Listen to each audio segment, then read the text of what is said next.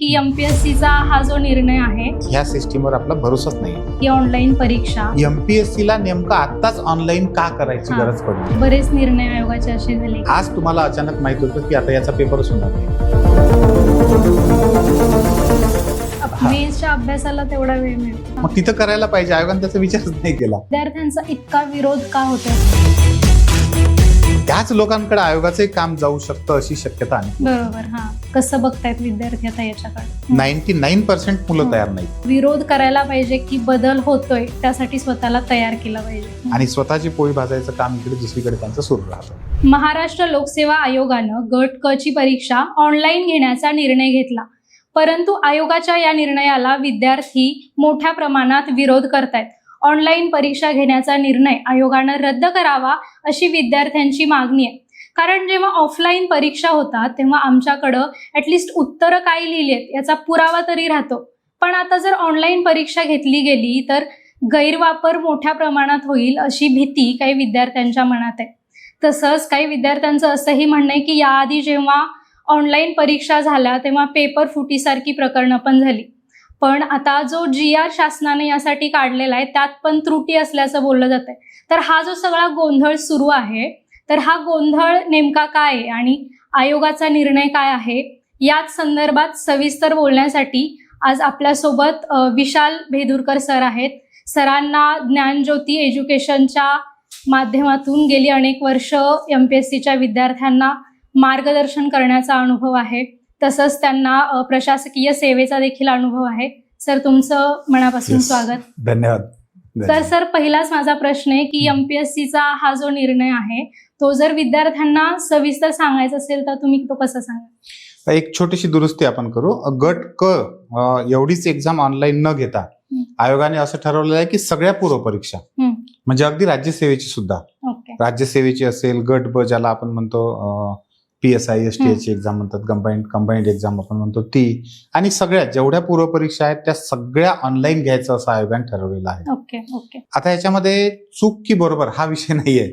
विषय काय आहे की कुठलाही एखादा निर्णय खास करून प्रशासनामध्ये घेत असताना त्या निर्णय म्हणजे तो निर्णय चूक आहे का बरोबर आहे, तो निर्णय काय आहे आणि तो कोणत्या पार्श्वभूमीवर घेतला जातोय हे खूप महत्वाचं आहे. आता ही पार्श्वभूमी सगळ्यात पहिल्यांदा आपण समजून घेतली पाहिजे. लोकसेवा आयोगाची जी रचना आहे ती काही क्लरिकलच्या पदांची भरती करण्यासाठी म्हणून झालेली नाहीये.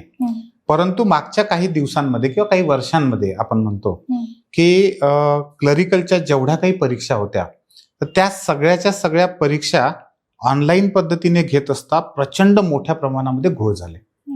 आणि हे सगळ्यांना समजलं की याच्यामध्ये प्रचंड प्रमाणात घोळ होतात. आता ह्या सिच्युएशनवर अशी मागणी खूप जोरात होती की आयोगानंच ह्या सगळ्या परीक्षा घेतल्या पाहिजे. आता इथे एक प्लस पॉइंट आहे, लक्षात ठेवा. सगळ्यांची मागणी आयोगानं क्लरिकलच्या ह्या परीक्षा घ्यावा अशी का होती? कारण आयोगावर सगळ्यांचा विश्वास आहे. बरोबर. म्हणजे बाकीचं वातावरण काही असेल तरी लोकांना हे माहित आहे की आयोगानं जर परीक्षा घेतली तर ती निष्पक्ष पद्धतीने होते.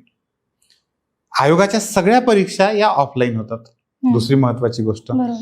आणि ऑफलाईन वरून ऑनलाईन वर जाणं चुकीचं आहे का? तर चुकीचं नाहीये, पण त्याच्यासाठी योग्य तयारी असली पाहिजे.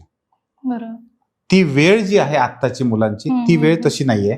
आता पहिल्यांदा आयोगाचं हे काम होतं की आपल्याकडे जर ही जबाबदारी आलेली आहे आणि ती जबाबदारी जर व्यवस्थितपणे आपल्याला पार पाडायची आहे तर जो विश्वास आपल्यावर आहे तो विश्वास पहिल्यांदा आयोगाला पुढे सार्थ ठरवला पाहिजे.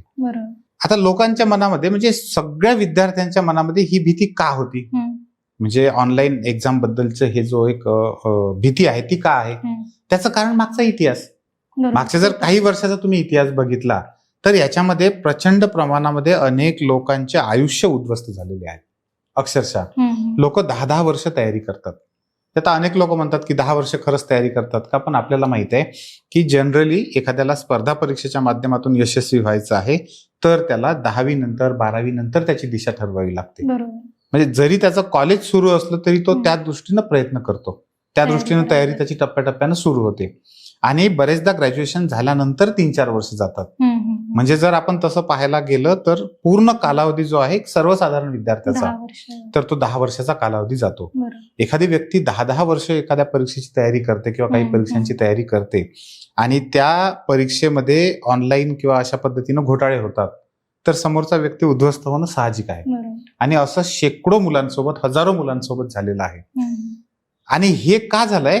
कारण सगळ्यात मोठं कारण होतं की ऑनलाईन एज्युकेशन सिस्टीम मध्ये, म्हणजे ऑनलाईनची जिथं परीक्षा होते हम्म. त्या ठिकाणी अनेक स्टुडंटला माहित आहे की ह्या सिस्टीमवर आपला भरोसाच नाही. बरोबर. खूप ठिकाणी आता आपण बघतो आयोग किंवा दुसरे कितीही लोक जरी असे म्हणत असतील की ऑनलाईन मध्ये फ्रॉड होत नाही वगैरे, तरी हम्म. अगदी आपल्या देशामध्ये ऑनलाईन मध्ये काय कुठेही फ्रॉड होऊ शकतो हे सगळ्यांना माहित आहे. कुठेही होऊ शकतो. आणि ऑनलाईन मध्ये तर ते होणं सहज शक्य आहे हे अनेक लोकांना पटलंय. होय, होय. म्हणजे आता अगदी आता हे सगळे विद्यार्थी जे आहेत हे खूप वेगवेगळ्या क्षेत्राचा अभ्यास करतात. त्यांनाही माहित आहे की बँकेच्या वेबसाईट पासून सेंट्रल गव्हर्नमेंटच्या डिपार्टमेंटच्या वेगवेगळ्या वेबसाईट पर्यंत सगळं हॅक hack करण्याचे होऊ प्रमाण झालंय.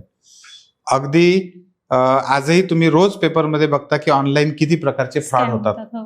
आणि सगळ्यात मोठं ऑनलाईनचं म्हणजे आपल्या देशामध्ये ज्या पद्धतीचं व्होटिंग होतं हम्म. त्याच्यावरही अजून अनेक लोकांना पूर्णपणे नाही. विश्वास नाहीये बरोबर. की ते पूर्ण म्हणजे निष्पक्ष पद्धतीनेच होत असेल. होत असेल. अशा वातावरणामध्ये हम्म. आपण जेव्हा ऑफलाईन कडून ऑनलाईन कडे जातो हम्म.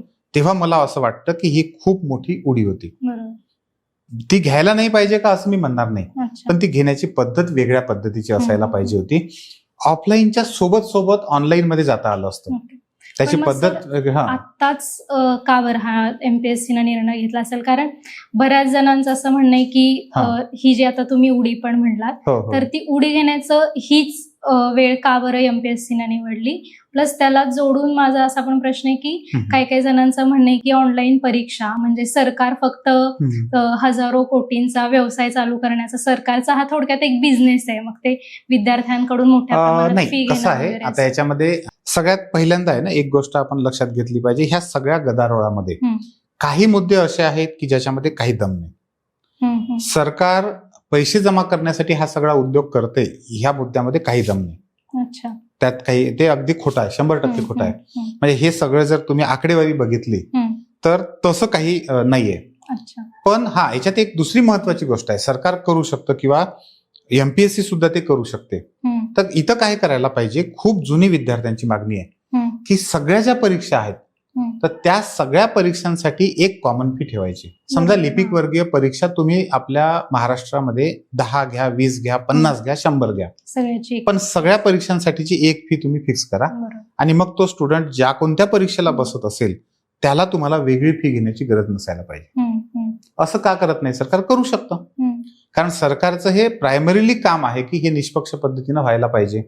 आणि स्टुडंटची फी ही काही त्यांच्या इन्कमचा सोर्स नसायला पाहिजे. तो इन्कमचा सोर्स जर होत असेल तर ते घातक आहे ना. म्हणजे आता सरकारचं सोडून द्या, एखाद्या कंपनीला समजा काही लोकांची भरती करायची आहे, तर ज्या लोकांकडून अर्ज घेत आहेत त्या लोकांची फी हे त्या कंपनीचा इन्कमचा सोर्स होऊ शकतो का? नाही होऊ शकत ना ते. ठीक आहे, एक गांभीर्य राहावं किंवा काही कोणीही आणि अप्लाय करा असं नसावं म्हणून ते ठीक आहे. पण इथं जिथं स्टुडंटचा प्रश्न येतो तेव्हा सरकार हे सहज करू शकतं. बरोबर. आणि काहीच अडचण नाही. असे की म्हणजे एकच परीक्षा होते असं नाही, गट क गट बसतात, तर मग अनेक परीक्षा वेगवेगळ्या परीक्षेचे फॉर्म वेगळे मग याचं काय? त्याच्यामुळे तो पहिल्यांदा आपण तो मुद्दा निकालात काढून टाकू की पैसे जमा करण्यासाठी म्हणून सरकार हे काही करते वगैरे असं काही नाही. पण त्याच सोबत दुसरा हा एक महत्वाचा मुद्दा आहे, एमपीएससीला नेमकं आत्ताच ऑनलाईन का करायची गरज पडली? तर असं नाहीये. एमपीएससी बरंच आधीपासून ऑनलाईन जाण्याचा प्रयत्न करते आहे. याच्या आधी पण काही परीक्षा एमपीएससीने घेण्याचा प्रयत्न घेतल्या पण त्या परीक्षा. पण आता तुम्ही समजा लिपिक वर्गीय परीक्षा जेव्हा आयोगाकडे जाणार आहे, उदाहरण घेतो मी तुम्हाला की तलाठी भरतीची परीक्षा आहे. मागच्या वेळेस तलाठी भरतीच्या परीक्षेला किती लोक असतील? 14 लाख लोक होते. म्हणजे एमपीएससीची राज्यसेवेची परीक्षा किंवा इतर परीक्षा जर आपण विचारात घेतल्या तर 4-5 लाखाच्या आत संख्या असते. 14 लाख आणि 4-5 लाख याच्यामध्ये फरक आहे. दुसरी महत्वाची गोष्ट, जेव्हा एमपीएससीला असं वाटायला लागलं की आता ह्या लिपिक वर्गीय आणि ह्या सगळ्याच परीक्षा आपल्याला घ्यायच्या आहेत, तेव्हा कामाचा जो ताण आहे तो ताण आणि आयोगाकडे असलेलं जे मनुष्यबळ म्हणतो आपण त्याला, हे एकदम व्यस्त प्रमाण आहे. आधीच्या याच्यामध्ये वेगळं होतं आणि आत्ताचं खूप मोठ्या प्रमाणात त्यांना ते लागणार आहे. दुर्दैवाने सरकारने इथे जे पाठबळ आयोगाला द्यायला पाहिजे, म्हणजे मी असं म्हणेन की थोडंसं हे धाडसी विधान होईल, पण सरकारकडे ती इच्छाशक्ती नाहीये. आयोगाला ते मदत पाठबळ करण्याची. देण्याची. ओके. म्हणजे आयोगाला स्वतंत्र बिल्डिंग देण्याचा मुद्दा असेल किंवा आयोगाला पाहिजे तसा जो काही HR आहे, मनुष्यबळ आहे, तर ते मनुष्यबळ देण्याचं असेल, सरकारने आतापर्यंत कधीही ते व्यवस्थितपणे दिलेलं नाही. अच्छा. त्याच्यामुळे इथं सरकारची इच्छाशक्ती कमी पडते आहे, क्लिअर दिसते आपल्याला.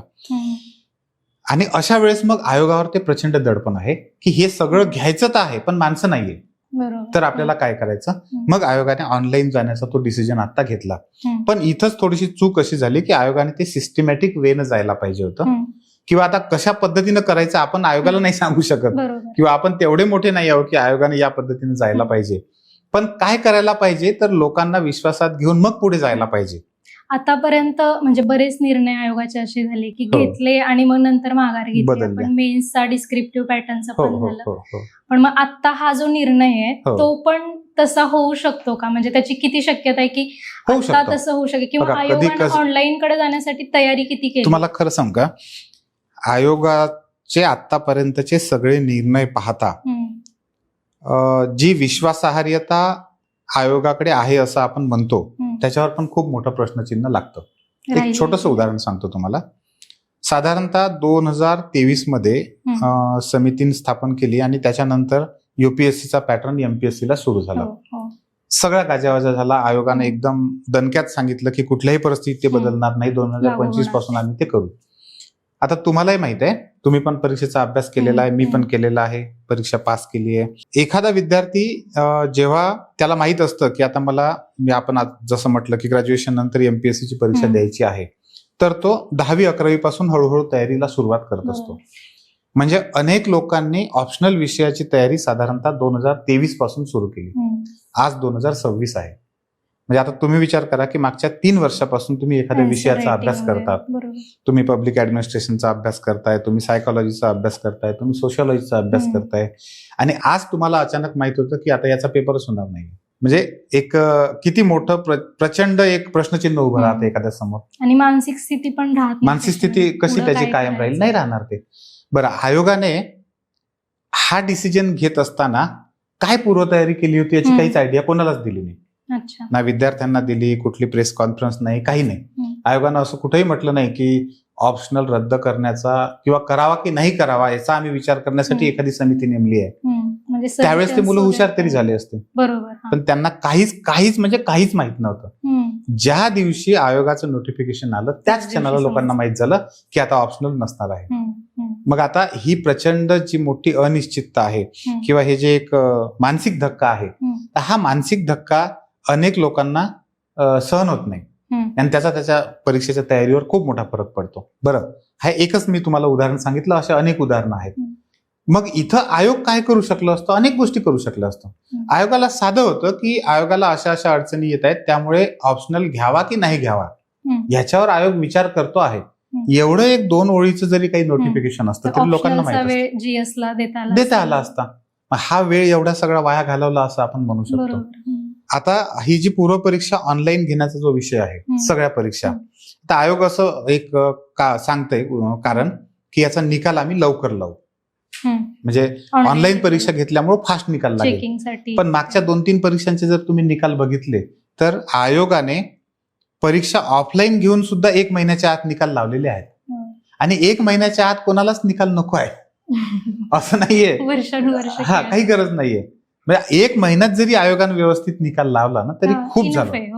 इनफ आहे, सफिशियंट आहे. सगळ्यांना माहित आहे की 1 महिना लागतो आहे आणि लागू द्या. मेन्सच्या अभ्यासाला तेवढा वेळ मिळतो. दुसरी महत्वाची गोष्ट, आता म्हणजे आयोग जरी मोठा आहे तरी काही गोष्टी कशा घुडचुका होत्यात बघा, लक्षात ठेवा. ऑप्शनल विषय कॅन्सल घेतला. आता ऑप्शनल विषयाला एकूण 250चे 2 पेपर होते. ऑप्शनल विषय कॅन्सल झाल्याबरोबर इंटरव्ह्यूच्या मार्क्स मध्ये बदल व्हायला पाहिजे होता की नाही? कारण इंटरव्ह्यूचे जे मार्क्स असतात ते एकूण मार्क्स मध्ये त्याचं काही पर्सेंटेज असतं. एक त्याचा स्टँडर्ड असतो की एवढ्या या स्टँडर्ड मध्ये मार्क्स इंटरव्ह्यूला असले पाहिजे. आता ऑप्शनल काढल्याबरोबर इंटरव्ह्यूच्या मार्कमध्ये काहीतरी बदल होणं अपेक्षित होतं. म्हणजे त्याचं वेटेज जे आहे ते आपोआप पर्सेंटेजच्या स्वरूपात वाढून गेलं ते. पण आयोगाने त्याच्यावर काही सांगितलं नाही. ते आहे तसेच. म्हणजे आयोग एकीकडे काय म्हणतो की डिस्क्रिप्टिव्ह पॅटर्नच्या ऐवजी ऑब्जेक्टिव्ह पॅटर्नकडे काय जायचं, कारण ऑब्जेक्टिव्ह पॅटर्न मध्ये न्यूट्रलिटी राहते. म्हणजे कोणाला तरी पक्षपातपणा होण्याची शक्यता कमी राहते. हम्म. मग इंटरव्ह्यूची जेव्हा तुम्ही पर्सेंटेज वाढवता एकूण टोटल मार्कामध्ये, त्यावेळेस हेच डाऊन होत नाही का? बरोबर. आपोआप कमी होतं ना. हा. मग तिथं करायला पाहिजे. आयोगाने त्याचा विचारच नाही केला, कुठेही विचार केलेला नाही. मग असे खूप सारे छोटे छोटे मुद्दे आहेत की जिथं आयोगाला आपली कार्यपद्धती सुधारायला चान्स आहे. आता स्टुडंटच्या दृष्टीने सांगतोय मी तुम्हाला, या ठिकाणी काय करायला पाहिजे. स्टुडंटनी सुद्धा आपल्या एकंदर पूर्ण तयारीच्या जो काही कालावधी आहे त्या कालावधीमध्ये ह्या गोष्टीवर विचार करणं असेल किंवा त्याच्यावर चर्चा करणं असेल, याच्यावर किती वेळ द्यायचा ते आपण ठरवलं पाहिजे. आता हा विषय निघालाच आहे तर मी एक प्रश्न विचारते की आता हे ऑनलाईन ऑफलाईनचं अजून कन्फर्म आहे असं मला वाटत नाही की ऑनलाईन होतीलच परीक्षा किंवा पुढची परीक्षा होईल हे नक्की नाही, पण ऑनलाईन होईल किंवा नाही होईल, पण हे एमपीएससीचं जे बदलाचं सुरू आहे सगळं, तर त्यानुसार विद्यार्थ्यांनी 3 असे कुठले बदल त्यांच्या अभ्यासाच्या पद्धतीत केले पाहिजे की जेणेकरून अशा बदलांना सामोरं जाणं त्यांना थोडं तरी सोपं जाईल. ऑनलाईन मध्ये बदल काय होणार आहे सगळ्यात महत्वाचं सांगतो तुम्हाला. एक प्रॅक्टिकल विचार करायचा आपण. तुम्ही जेव्हा ऑफलाईन मध्ये पेपर देता तेव्हा मराठीमध्ये प्रश्न असतो आणि खाली इंग्रजीमध्ये प्रश्न असतो. आणि तुम्ही एखादी ऑनलाईन एक्झाम दिली आहे का? म्हणजे दिली असेल, एखादी कुठली तरी दिली असेल. तुम्हाला जर लँग्वेज बदलवायची असेल, इंग्लिश मधला जर प्रश्न समजा टिक मार्क करायचा असेल आणि तुम्हाला मराठीतून तोच प्रश्न बघायचा आहे, तर तुम्हाला स्विच करावा लागतो, पूर्ण बदलावा लागतो. आता हा जो वेळ आहे हा कुठं विचारात घेण्यात आलाय? तो वेळच विचारात घेण्यात आला नाही. त्या प्रश्नापर्यंत जाणं. दुसरी गोष्ट, तुम्ही जेव्हा ऑफलाईन मध्ये पेपर देता, तुम्ही आता ऑफलाईन मध्ये पेपर दिले असेल, आपण भरभर पान बदलू शकतो. किंवा एखाद्याला असं वाटलं की मी आता शेवटच्या प्रश्नापासून सुरुवात करतो, तर तो करू शकतो. तुम्ही ऑनलाईन मध्ये करू शकता का? नाही करू शकता. त्याला वन बाय वन जावं लागेल. आता आयोग त्यांच्या नोटिफिकेशन मध्ये काय म्हणते की तुम्हाला चान्स आहे की आपलं उत्तर बदलवण्याचा. म्हणजे ऑफलाईन मध्ये बदलवता येत नाही ना, एकदा दिल्यानंतर इकडे बदलवता येतं, पण हा एक्स्ट्रा वेळ लागणार आहे तुम्हाला मागे पुढे जाण्यासाठीचा. कारण जेव्हा ऑप्शन आहे बदलण्याचा तर आपण ऑब्व्हियसली विचार करू की बरोबर असेल का चुकीचं. हे कुठेच आयोग सांगायला तयार नाही. हा जो गॅप पडतोय ना, हा खूप मोठा गॅप आहे. हा कम्युनिकेशनचा गॅप आहे आणि हा आयोगाकडून पडतोय. हे सगळ्यात पहिल्यांदा लक्षात घेतलं पाहिजे. त्याच्यासाठी वेळ लागणार आहे, असं नाही की होणारच नाही. विचारात म्हणजे कितपत घेतला गेलाय किंवा आता घेतला जाईल का, आता ते आपल्याला आयोगाच्या लेवलवर आपण सांगू शकत नाही. विद्यार्थ्यांसाठी आपण सांगू शकतो. विद्यार्थ्यांनी काय करायला पाहिजे, ज्यांना शक्य आहे त्यांनी ऑनलाईनची प्रॅक्टिस पण सुरू करायला पाहिजे. आणि याच्या आधी असं खूपदा झालेलं आहे की आयोगाने त्यांचे निर्णय जे काय ते रेटून नेलेले आहेत.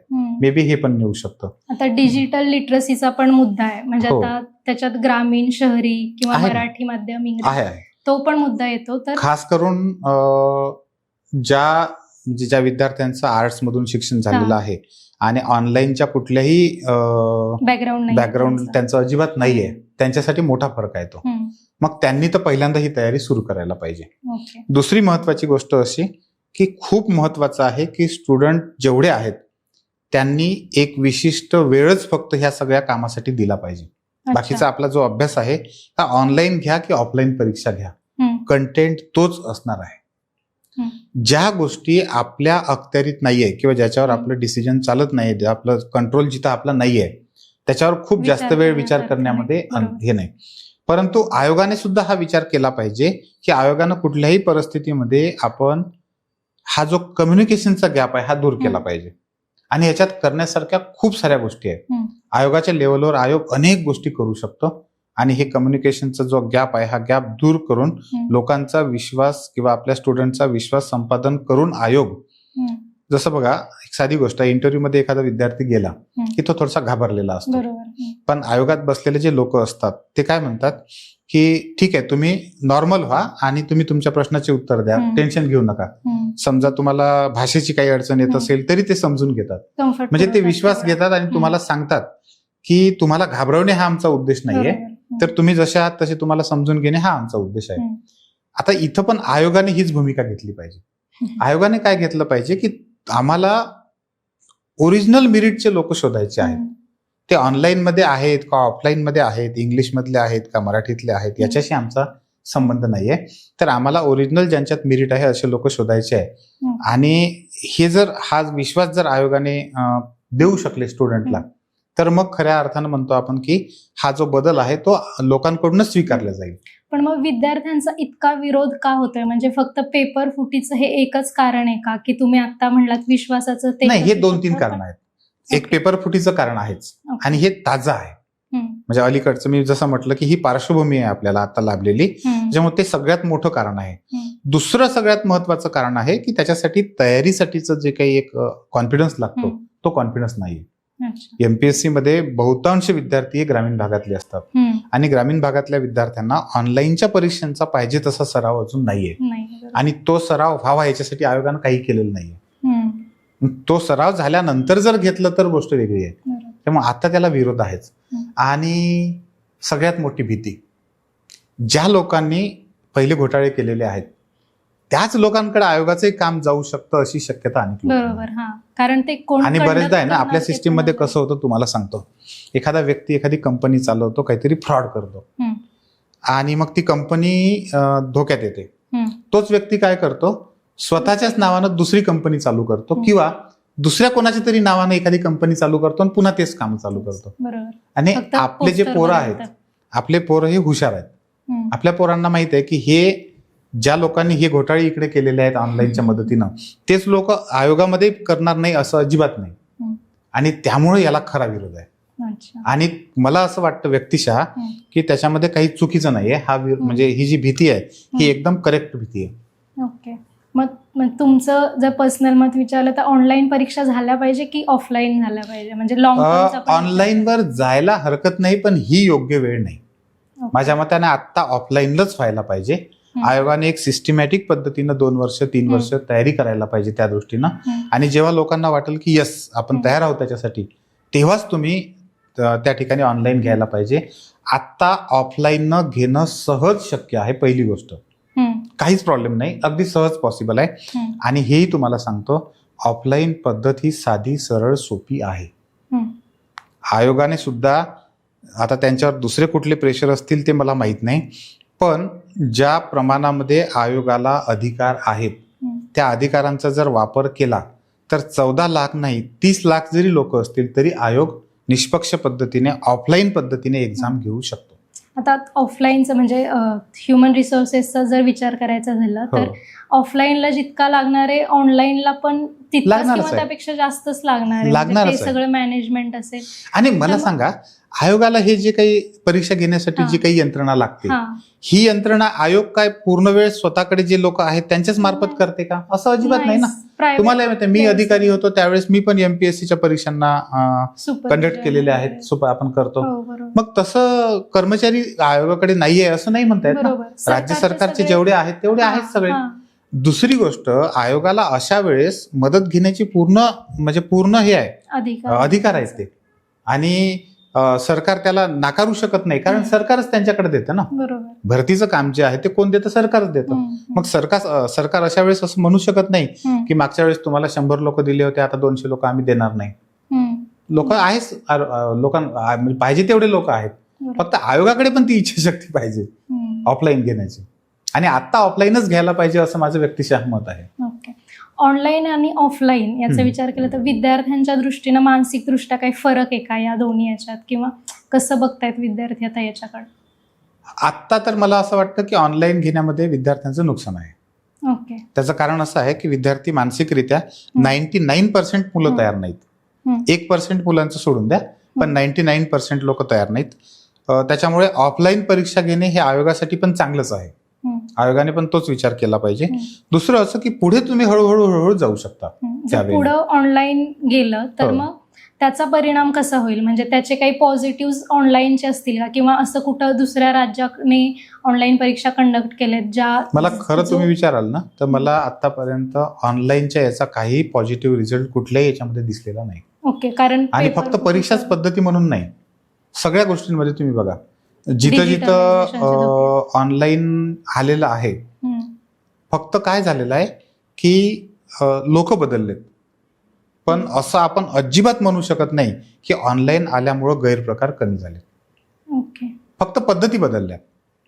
आणि ऑनलाईन मध्ये जे माहीर आहेत ते लोक चोऱ्या करायला लागले, बाकी फरक काही नाही. नकळतपणे. पण मला तुम्ही सांगा, आता जेव्हा आपली बँकिंग सिस्टीम फक्त ऑफलाईन होती हम्म. त्यावेळेस जास्त घोटाळे व्हायचे की आता ऑनलाईन झाल्यानंतर जास्त घोटाळे होत ऑनलाईन, कारण प्रत्येकाचा ऍक्सेस आहेत ना, साहजिक आहेत. स्कॅम जेवढे होते, समजा आपण म्हणतो होतो की आधी डायरेक्ट एखाद्याच्या खात्यामध्ये जर समजा सबसिडी जमा झाली तर ही पूर्ण सिस्टीम आता ऑनलाईन झालेली आहे, घोटाळे होणार नाही. आताची काय सिच्युएशन आहे, आता ते तुम्ही डायरेक्ट ट्रान्सफर करता त्याच्यामध्ये, त्यांना बेनिफिट देता सगळ्यांना, डिटेल्स पण घोटाळे तर होतच आहेत, आधीपेक्षाही मोठे घोटाळे होत आहेत. मग ऑनलाईन गेल्यामुळं होत नाहीत असं कसं काय म्हणता येईल? ऑनलाईन हे एक साधन आहे, लोक थोडेच बदलणार आहेत. जे लोक घोटाळेच करायचे आहेत ते ऑनलाईनचा वापर करून करत आहेत. बरोबर. मग जर ऑफलाईनच सुधारायचं असेल पद्धती, तर मग काय याचे मेजर्स असू शकतात? किंवा ऑफलाईन आता विद्यार्थ्यांची संख्या वाढतीये, तर मग ते कसं मॅनेज करता येऊ शकतं? आयोगाकडे खूप मार्ग आहे, आपण ते सुचवणे इतपत आपण मोठे नाही आहोत. पण एक गोष्ट, एक साध्या म्हणजे माझ्या डोक्यात असलेल्या छोट्या गोष्टी सांगतो तुम्हाला. सगळ्यात पहिल्यांदा आयोगाला काय करता येईल की विद्यार्थ्यांची जर संख्या वाढलेली आहे तर आयोग अनेक ठिकाणचे परीक्षा केंद्र जे आहेत ते घेऊ शकतो, म्हणजे परीक्षा केंद्र वाढवू शकतात. पहिली गोष्ट. दुसरी गोष्ट, आयोग काय करू शकतो, त्यांच्या पद्धतीने ठरवू शकतं की एखादी परीक्षा आहे तर त्या विभागापुरती वेगळी ठेवा, म्हणजे अमरावती विभाग आहे वेगळा ठेवला किंवा मुंबई विभाग वेगळा ठेवला आणि त्याच्यासाठीचे वेगळे पेपर ठेवले. पण आता हे जे एमपीएससीचं चाललंय, निर्णय घेणं, मागे घेणं किंवा सतत बदल करणं, तर मागच्या जर आपण 5 वर्षांची आकडेवारी घेतली तर तुम्ही आता याच्यात आहात, म्हणजे विद्यार्थ्यांशी तुमचा संपर्क आहे, तर तुम्हाला विद्यार्थ्यांचं प्रमाण तयारी करणाऱ्या वाढलेलं वाटतंय की कमी झालंय? म्हणजे काय नाही, कमी तर होणार नाही. बघा कसं आहे, ती नीड आहे स्टुडंटची, म्हणजे सहज मनात आलं म्हणून तयारी करायकडे कोणी जात नाही. त्यांची गरज आहे, त्यांना रोजगार पाहिजे आहे, चांगल्या रोजगाराच्या शोधामध्ये प्रत्येक जण असतो, तर त्याच्यासाठी ती त्यांची गरज आहे. ती संख्या कमी कधीच होणार नाही, ती वाढणारच आहे. ओके. पण याच्यासोबत जी विश्वासार्हता आधी होती, आयोगाची असेल किंवा सरकारची असेल, ती विश्वासार्हता मात्र प्रचंड प्रमाणात कमी होते. आणि ती कमी होण्याच्या मागे अलीकडच्या काळामध्ये घडलेल्या घटनाच आहेत. म्हणजे आपण असं नाही म्हणू शकत की ही विश्वासार्हता उगाच कमी झालेली आहे, तर त्याला कारण आहेत, आणि व्हॅलिड कारण आहेत, ती सगळी व्हॅलिड कारण आहेत. येस. आता तुम्ही म्हणालात की विद्यार्थ्यांची गरज आहे ही, की त्यांना दुसरे काही रोजगाराचे ऑप्शन नाही आहेत, तर त्यांना बाय डिफॉल्ट एमपीएससीची तयारी करणं असं ते होतं. पण त्याचा आणि निकालाचा रेशो फारच, म्हणजे आपण असं म्हणूया की व्यस्त प्रमाण आहे त्याचं. तर मग किती दिवस ही गरज म्हणून करत राहिलं पाहिजे? आणि खूप कमी लोकांना पोस्ट मिळते, तर मग नाही, कसं आहे ना, याच्यामध्ये 2 गोष्टी आहेत. तुम्ही काळानुसार बदललं पाहिजे. सगळ्यात पहिल्यांदा काय, आधी म्हणजे मी जेव्हा ही परीक्षा पास केली तेव्हा 10 वर्षाच्या आधीची गोष्ट सांगतोय तुम्हाला, की त्यावेळेसची सिच्युएशन कशी होती की तुम्ही एक व्यवस्थितपणे 2 वर्ष 3 वर्ष दिले की ही परीक्षा सहज पास होऊन जायचं. बरोबर. आता कसं झालंय की संख्या वाढलेली आहे, परत हे जे सगळे आता आपण म्हणतोय तसे बदल होत आहेत, त्याच्यामुळे त्याचा सक्सेस रेशो जो आहे तो नक्की कमी झालेला आहे. पण विद्यार्थ्यांच्या समोरचे ऑप्शन वाढलेले आहेत. ऑप्शन कोणते वाढले आहे? मला एक सांगा, आता आपण म्हटलं की मला IAS व्हायचं आहे, तर मला फक्त झालं तर मी IASच होईल, नाही तर दुसरं काही होणार नाही, हे आजच्या काळात शक्य नाही. तुम्ही कितीही हुशार असा, ठीक आहे, एखादा कोणतरी नशीबवान असू शकतो की त्यांना म्हटलं त्यांना एकाच वर्षात ते पोस्ट मिळवली, पण बाकी 99% लोकांना याच्यामध्ये स्ट्रगल करावा लागतो, कॉम्प्रोमाइज करावं लागतं. मग ते कॉम्प्रोमाइज करताना सुद्धा काय काय करू शकतो आपण, की ठीक आहे पहिल्या वेळेस मला IAS नाही मिळाली, आपण गेला बाजार असं म्हणू की UPSCच नाही झालं पण MPSC झालं, म्हणजे तोच अभ्यास करून किंवा थोडंसं 10% 20% त्यात ऍडिशनल करून तुम्ही MPSC पास होऊ नसण्यापेक्षा करू शकतो आपण. दुसरीकडे जे विद्यार्थी माझ्यासारखे म्हणजे अतिशय गरीब परिस्थितीतून आलेले असतात आणि त्यांना काहीतरी उत्पन्नाचं साधन पाहिजे असतं, त्यांच्यासाठी स्किल डेव्हलपमेंट सारख्या योजना आहेत.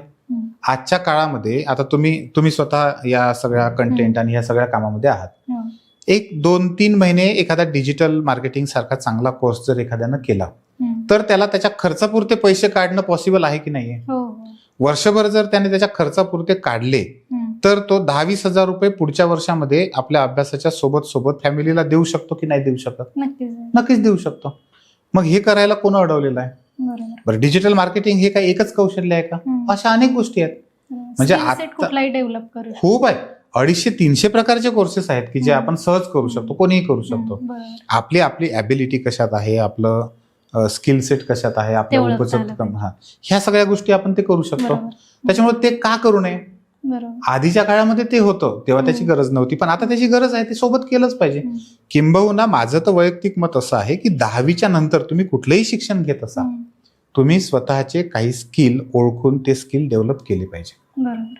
आजचा पण काळ तसा आहे. बऱ्याच वेळा असं होतं की म्हणजे 10वी-12वीत चांगले मार्क पडले तर हो. मी पहिल्या अटेम्प्ट मध्ये पोस्ट काढेन हो. असा परसेप्शन घेऊन कुठला पण गावाकडचा मुलगा मुलगी येतो. येऊन MPSC ची तयारी करायला लागतो. पण हो. इथं आल्यावर समजतं की डेप्थ किती आहे परीक्षेची किंवा बरोबर आहे. कॉम्पिटिशन किती आहे. बरोबर. तर हा स्किल सेट डेव्हलप व्हायला पाहिजे. हे कुठे आता आयोगाला माहितीये परिस्थिती काय आहे, सरकारला बरोबर. माहितीये परिस्थिती काय आहे, किती हो. विद्यार्थी आहेत, त्यातले हो, हो. प्रत्येक जणच पोस्ट नाही. बरोबर. तर शालेय अभ्यासक्रम किंवा आपण म्हणूया की ज्युनियर कॉलेज याच्यात हा स्किल सेट कंपल्शन असायला नाही पाहिजे का, किंवा स्किल सेट आता नवीन एज्युकेशन पॉलिसीमध्ये ते बऱ्या प्रमाणात आलेलं आहे. पण मला असं वाटतं की बघा, कुठलंही आहे ना, दुसरं कोणीतरी येऊन मला देईल याची वाट पाहण्यात अर्थ नाही. हे विद्यार्थ्यांनीच स्वतः ठरवलं पाहिजे की आता काळ असा बदलतो आहे, आम्ही या पद्धतीनं हे ऍडिशनल काही गोष्टी मिळवल्या पाहिजे आणि त्यासाठी स्वतःहून इनिशिएटिव्ह घेऊन प्रयत्न केले पाहिजे. म्हणजे मला असं म्हणायचं थोडक्यात की ही जी रियालिटी आहे ती हो. याच्यात आत पडल्याशिवाय समजत नाहीये, तर हो. ती आत न पडताच विद्यार्थ्यांना समजून समजली सांगणं पाहिजे. हो. हे ज्यांनी केलेलं आहे किंवा आता तुम्ही आहात किंवा आयोग आहे, सरकार आहे, तर हो. या लोकांची कर्तव्य किंवा जबाबदारी म्हणूया, तर ते कितपत पार पाडलं जात आहे? जवळजवळ नाही होत. हा. जवळजवळ नाही होत. कारण काय, आताच्या याच्यामध्ये प्रत्येक जणच आपापल्या आपल्या त्याला जे काही एक लिमिटेशन्स आहेत ना, त्या लिमिटेशन्स मध्ये जगतो आहे. बरोबर. अगदी सरकार जरी असेल तरी सरकारचे लिमिटेशन्स आहेत. आपण म्हणतो राजकीय नेते आहेत किंवा हे आहेत, तर हे सगळे लोक कोणा नाही कोणा त्यांच्या वेगवेगळ्या कामात गुंतलेले आहेत. बरोबर. आता मी जर समजा बाकीच्या गोष्टी घेतल्या तर त्याला राजकीय रंग येईल, पण ते आपापल्या राजकारणामध्ये रंगलेले हा, आहेत. ते जेव्हा अशा गोष्टी होतात तेव्हा हे होतं, हा, पण त्यांच्यासाठी जेव्हा वेळ नाहीये. हा. आणि उरली गोष्ट, ज्या शैक्षणिक संस्थांनी हे केलं पाहिजे त्यातल्या बऱ्याचशा शैक्षणिक संस्था ही शेवटचे आचके देत आहेत. त्यांना त्यांचा एक्झिस्टन्स आहे, बरोबर. त्याच्यामुळे ते करतील ही अपेक्षाच नाहीये. बरोबर. मग ते अशा वेळेस मी एवढंच सांगेन की ज्याला याची गरज आहे त्याने इनिशिएटिव्ह घेतला पाहिजे बरोबर. आणि ते नॉलेज मिळवण्याचा म्हणजे प्रयत्न केला जर पाहिजे. एखादा विद्यार्थी MPSC किंवा स्पर्धा परीक्षा करू पाहतोय तर आधी काय आहे हे त्याचं त्यांनी समजलं स्वतः पाहिजे. रिसर्च केला पाहिजे. त्यानं केलं पाहिजे. बरोबर. त्यानं स्वतःहून केलं तर ही शक्यता आहे. कोणीतरी त्याला आणून देईल ही शक्यता अजिबात नाही.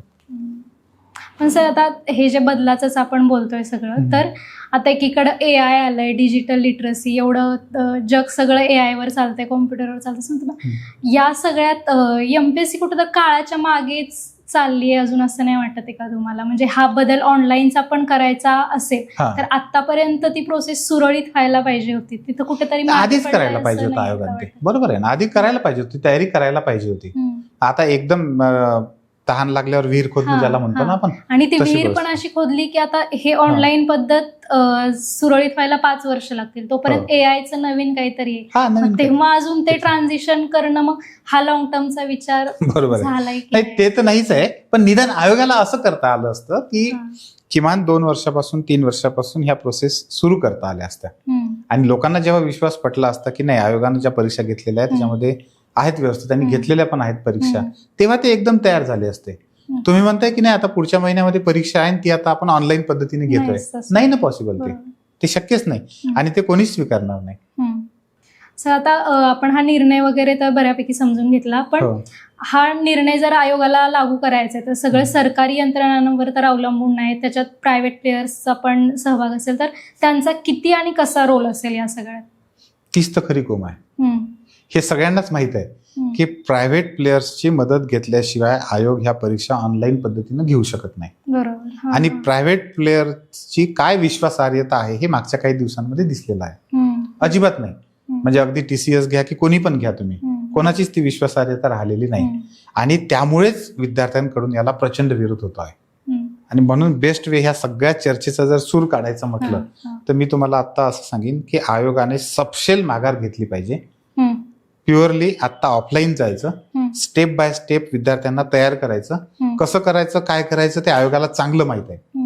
आपल्यासारख्यांनी सांगायची अजिबात गरज नाहीये. बरोबर. पण आयोगाने आता थोडंसं स्टेप बाय स्टेप लोकांना तयार करा आणि 2 वर्ष 3 वर्षाच्या नंतर ही पद्धत तुम्ही टप्प्याटप्प्याने व्यवस्थित अंमलात आणा, त्यावेळेस ते लोक स्वीकारतील. अच्छा. आता आयोगाने ऑफलाईन पद्धतीने जाणं हे सगळ्यात श्रेयस्कर आहेत आणि आयोगाला ते सहज शक्य आहे.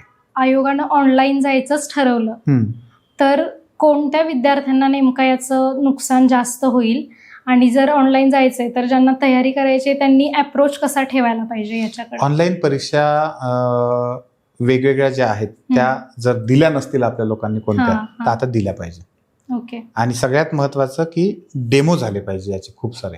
म्हणजे आयोग जशी परीक्षा घेणार आहे त्याच पद्धतीचे डेमो विद्यार्थ्यांना देता आले पाहिजे. पण दुर्दैव तुम्हाला सांगू का, आयोगालाच माहित नाही की कोण्या पद्धतीने आपण परीक्षा घेणार आहे. डेमो असायला पाहिजे हे त्यांना माहित नाही, डेमो कसे द्यायचे हे पण माहित नाही.